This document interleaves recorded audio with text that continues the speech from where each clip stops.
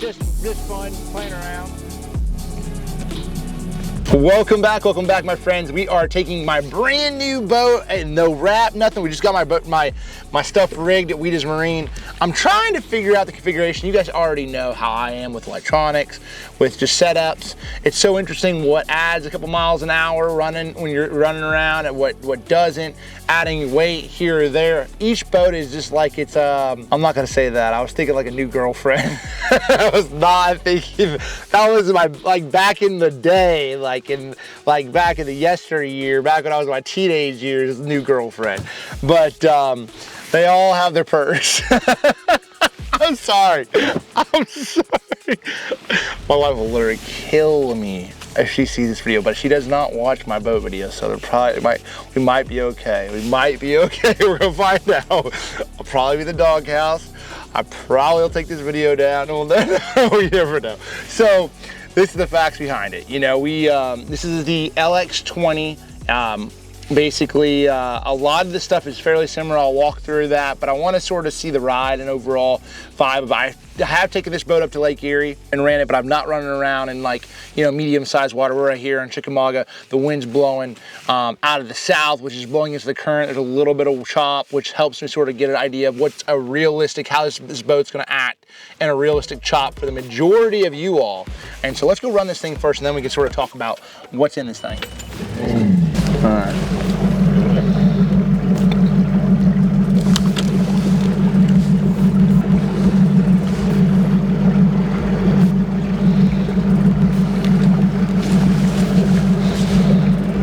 Hey, babe. Where are you? I went to the lake. All right. We got two guys. We have right now, we have 29 gallons, about 5/8 of a tank of fuel. Now, these are 216s, so it's a 15 and a 16.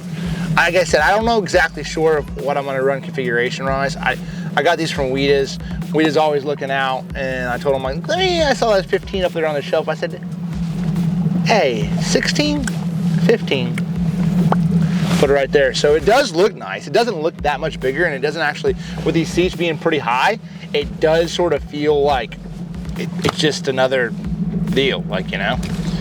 Now, I don't have a chip in here or anything. I don't have a mapping chip, so. But overall, it does feel, water's still 65 degrees out here, and then we're talking about it's legitimately almost Thanksgiving. 65. That's actually unheard of. I'm starting to be choking a top water right now. I don't want to blow this guy out of the water is the only thing. So I'll just get out here a little bit. Time clock. We'll slam it and see how fast we get up on pad. I always love this. 1, 2. Pretty quick. Yeah, pretty quick. All right, I would say like 2.5 seconds. Jack plays it 2. Pretty quick. Let's see what the big thing. Oh, hold on. You got mic right here? You good? Still on? All right, the big thing right now that I want to know is playing around with how it turns, how responsive it is, going through the waves. Does it blow out? No. Ooh. Like imagine a little creek and you're like running back in there and you're like a little tight. Oh my gosh. That's like a turn, baby. That's like, I mean, that's at low RPMs. I mean, we're at 3,600 RPMs right there. Woo! That's a little sporty little sucker. I mean, listen. All right, so it passes the maneuverability test because that sucker, I was like 3,600 RPM still on pad, riding through these waves. They're not like real big. They're like 1 foot chop probably, but like just being able to maneuver around, that is exceptional. Getting on pad, I'm gonna give it a pretty good. I'm gonna give it a like it'll really just tell. It'll be interesting to see. Like obviously, the more weight I put in there, it'll get on pad faster. But then your speed's gonna go down. So that's one thing right there. Let's go. Let's just run it in this chop and just see see how it runs in that chop. Let's see. Just like running.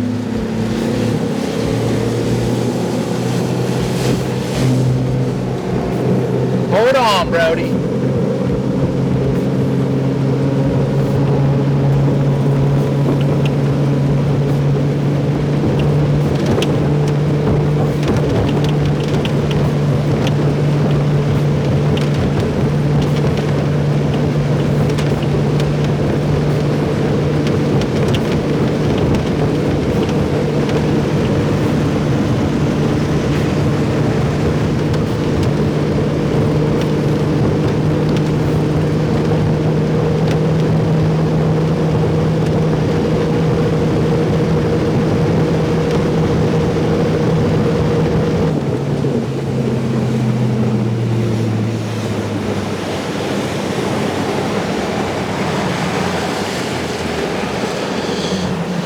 Okay. Ride's good. The key is just figuring out, each boat is just different. And figuring out if I want to like, if it likes being on top of them or if it likes cutting through them. Like in this shop, it's like, it's a little, I'll tell you what, like I get a little bit weird sometimes about the chop. So I always like, you know, do you want to hop them or do you want to cut through them? So you can run 52 miles an hour, 55 miles an hour by cutting through them and trimming down a little bit more. And you're not going to like up. You know, the only thing is if you get a rogue wave and you're going on top of them,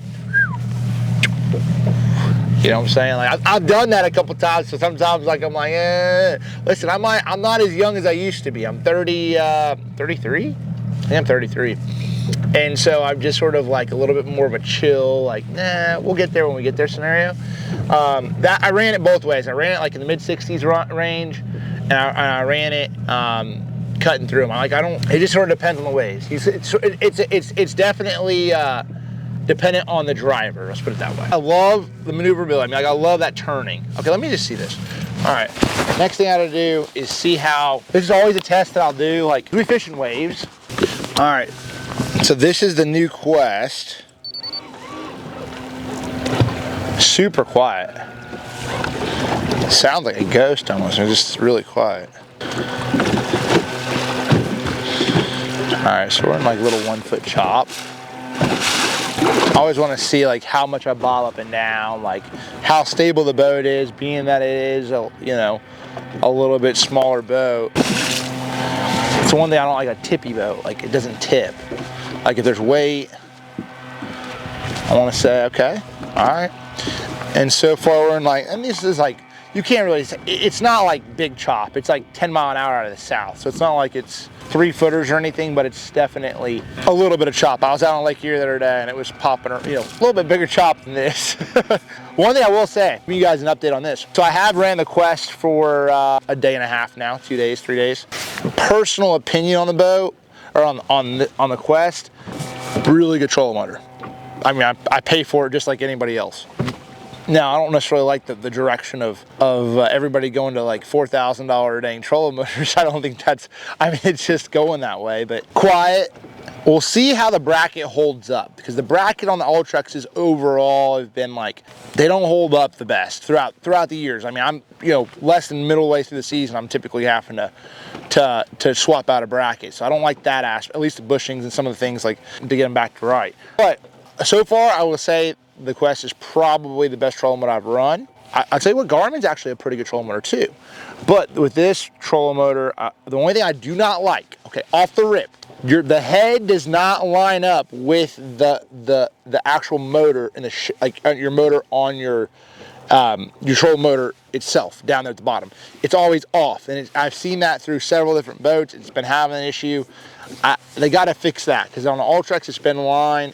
I'm not always looking up there anyway, but it definitely, like, it's in your peripheral, so it would be a nice thing to at least have that up there. So that's the one thing I'm gonna tell you off the rip. But overall, first impression, probably the best trolling motor I've run.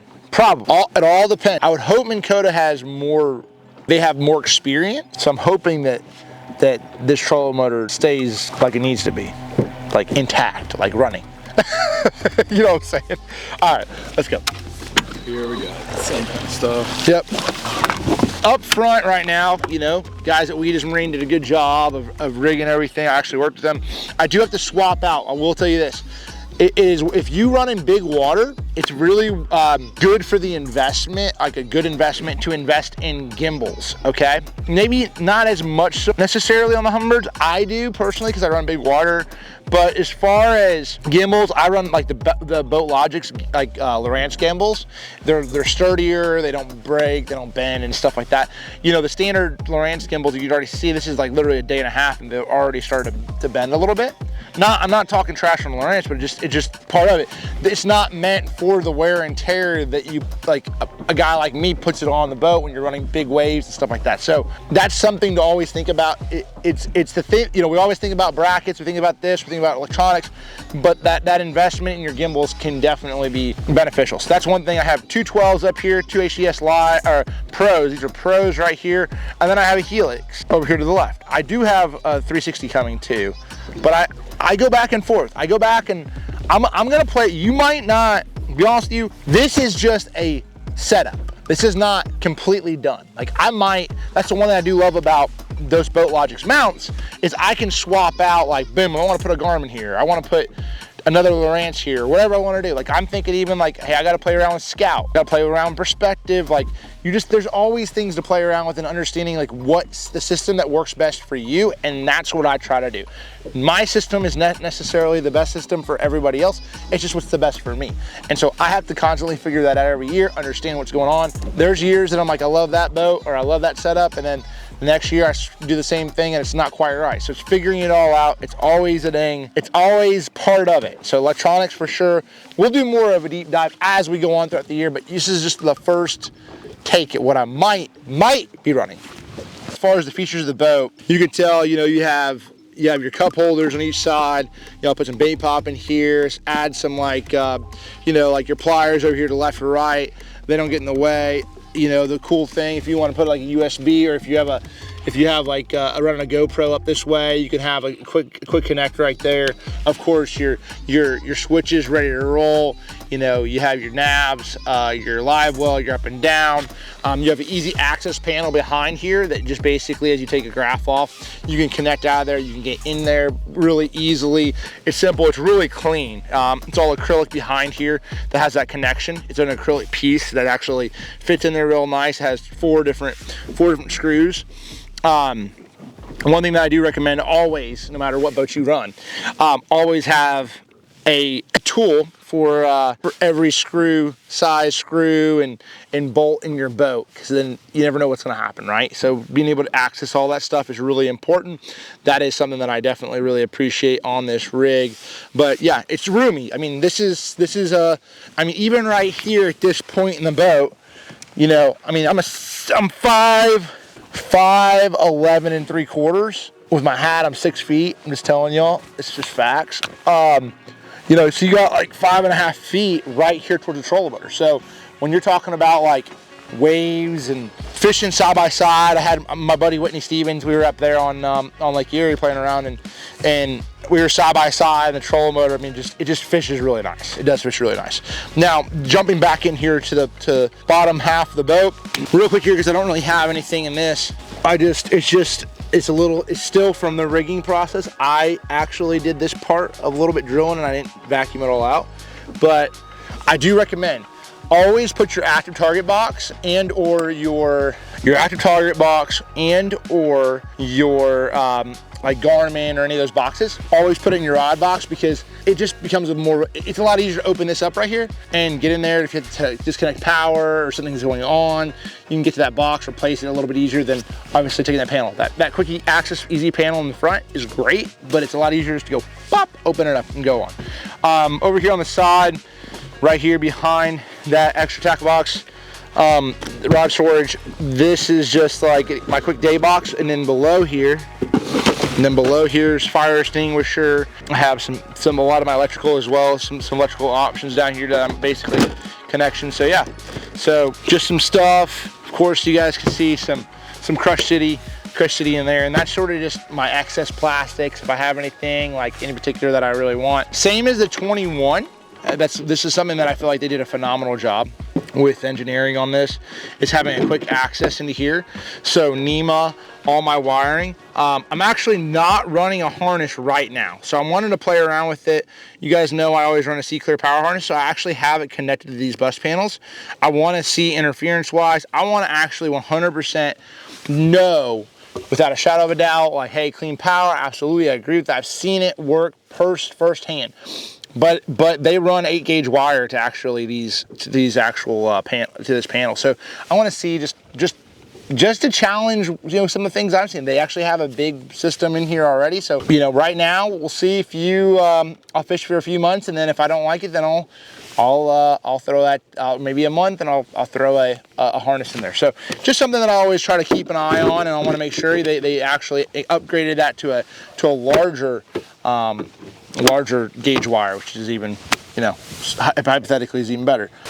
Jumping over to the rod box, very similar rod box feature, but I think I have 1, 2, 3, 4, 5, 6, 7, 8, 9, 10, 11, 12, 13, 14, 15 rods in there right now. Nothing like crazy, just some rods. So 15 rods, I think that's more realistic for probably the number of, you know, it's probably more realistic, but that's probably about right. You can put about 35 rods. I mean, yeah, I've had 40. I did add this little like feature right here. I don't know, that little tackle tray. I don't know. It's already ripping off a little bit.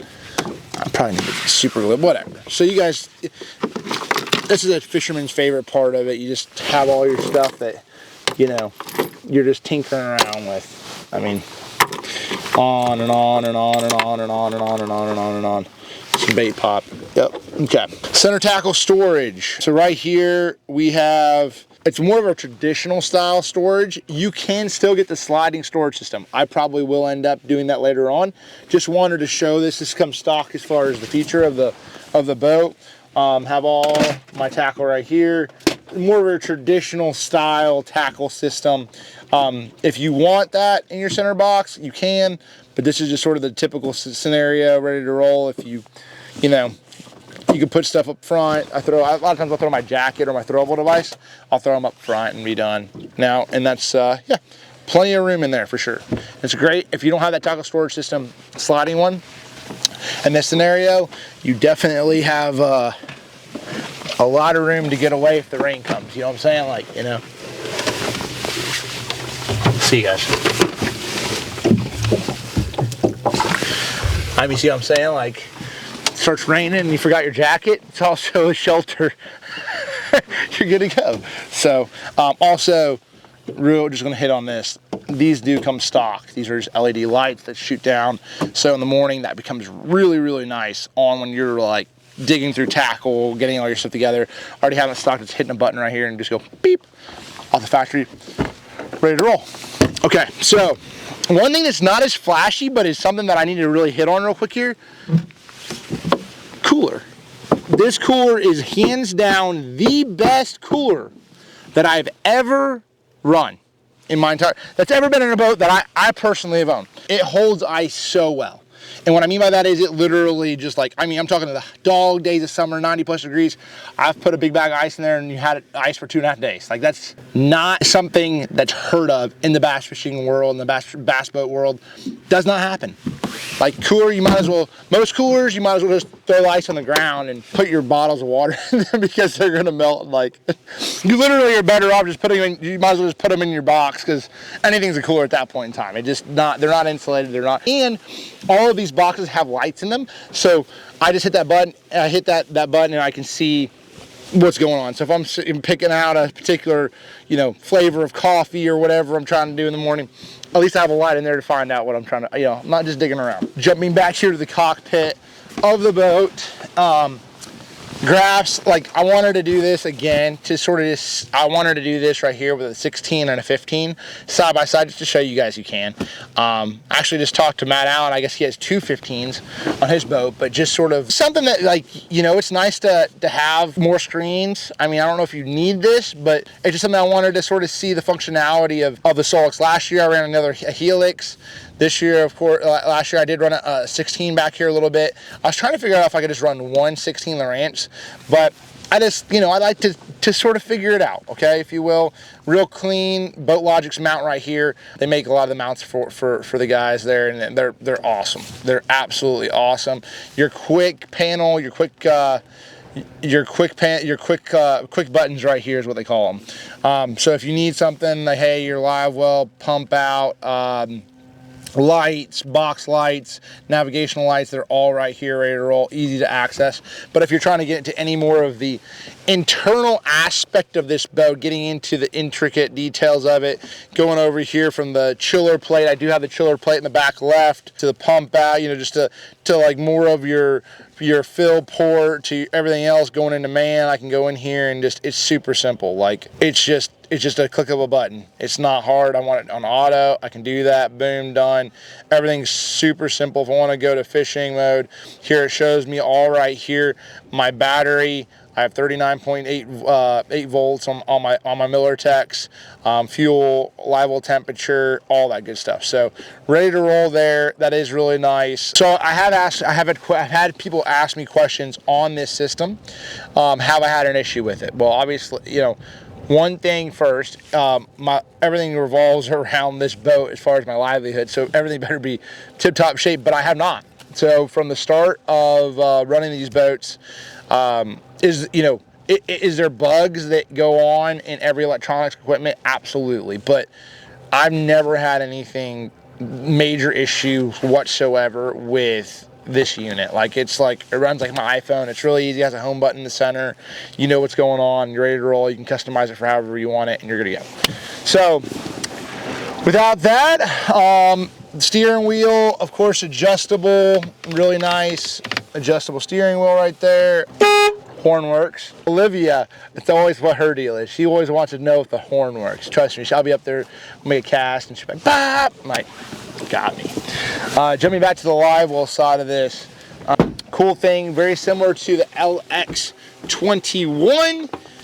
Jumping in here, the mindset and everything that we try to do really came down to making sure there was no sharp edges in this boat. It's like more of a pressurized Livewell system. There's no sharp edges inside of the Livewell. The chiller plate over here to the right, ready to roll. It's an awesome system. I mean, it really has, you know. And inside here it says protect the resource. I mean, that is our goal. Every single one of us, you know, I think we all realize how important it is to protect the fisheries that we're fishing. You know, a long time ago we used to catch them and hang them on stringers and show them up, and we realized a long time ago Ray Scott said, "Look, we can't. This sport's not going to be around much longer if we keep doing this." So there's always evolutions of the sport and how we're trying to do things better. This system has been flawless for me. Obviously, I don't put them in the Livewell a ton, but when I do, they're kicking and having a good time, and they're fun, and then go back and hang out with their buddies. So the one little thing I did say to make sure, I wanted this little latch right here not to be metal. There is a little metal right there, but overall this thing is just like, it's just bulletproof on that side. So ready to roll there. On here, sliding back here to the back. Passenger side, here is first aid kit. Of course, this is the chiller plate. So this is the compressor for the chiller plate that runs in there. Everything's connected through that system. And then I have a smaller deal where I can just put whatever I need ready to roll in there. Same on this side's a lot bigger box. I mean, it's just a full box is what it is on the port side. The port's left, starboard right. Sorry. I always remember, okay, that's what I had to learn. Port is 4 letters, which is also left. Okay, L, left, 4 letters, which left is also 4 letters, which is left. So starboard side's right. All right, popping back into the back, system-wise, power pole, blade 10s, my personal favorite. Back here, this is actually for your fish alive, or please release me, or whatever that is.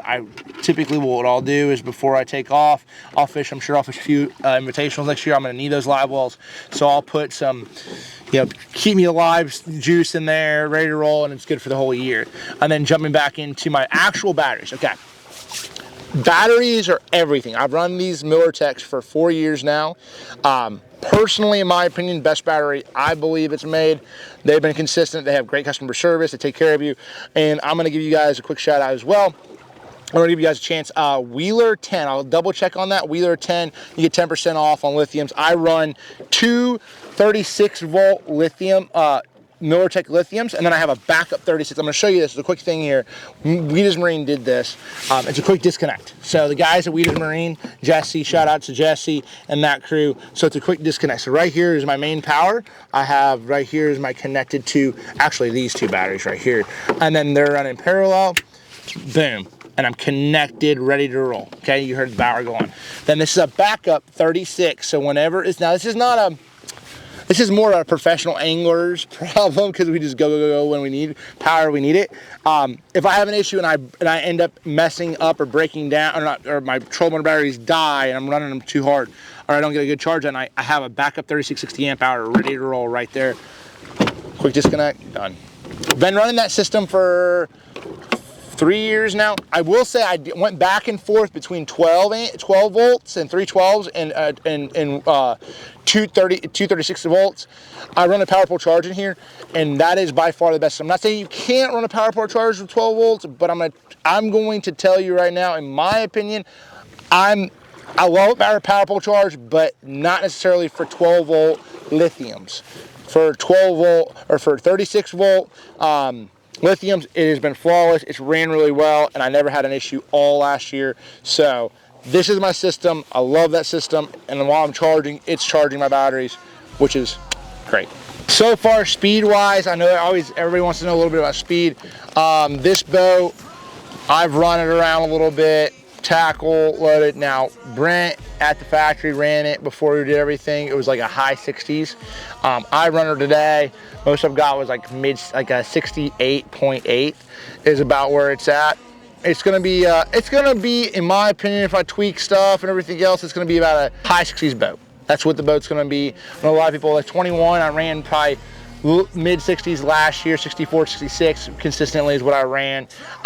Personally for me, I just don't feel like, I feel like speed is overrated for the majority of the time.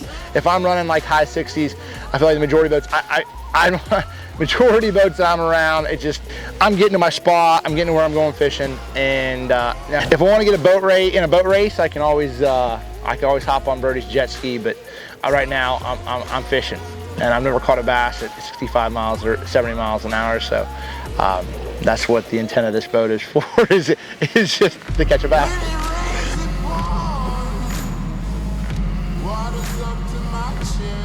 One feature I love on this boat, and it's because of the Mercury that I have on it, I have a 250 Pro XS, is the DTS, okay? So when I start this thing up, I have the option of hand throttle, like right now, it's hand throttle.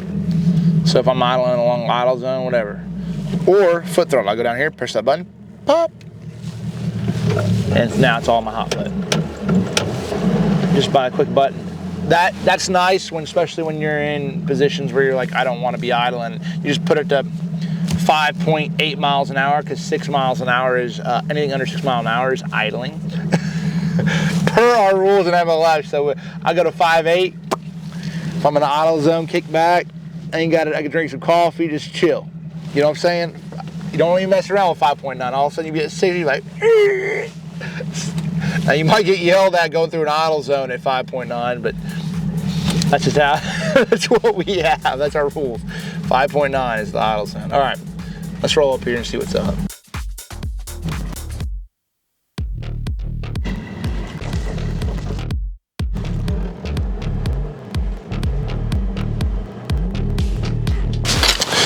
All right, so that is it, the LX20. I did sort of give them a little bit different. I got the silver bolt, if you will, a good old bright silver bolt. I like it. It's classy, nothing crazy. I didn't go crazy with colors. This is sort of like a nice incognito boat. Go run around, looks good, clean, ready to roll. So hopefully you guys enjoyed this video. If you are in the market for a bass boat, do me a favor, check out my guys from Wieda Marine. They are always looking out, and they do have, I believe, 3 21s in stock and a 20 IKON in stock. So check them out. We will see you on that one.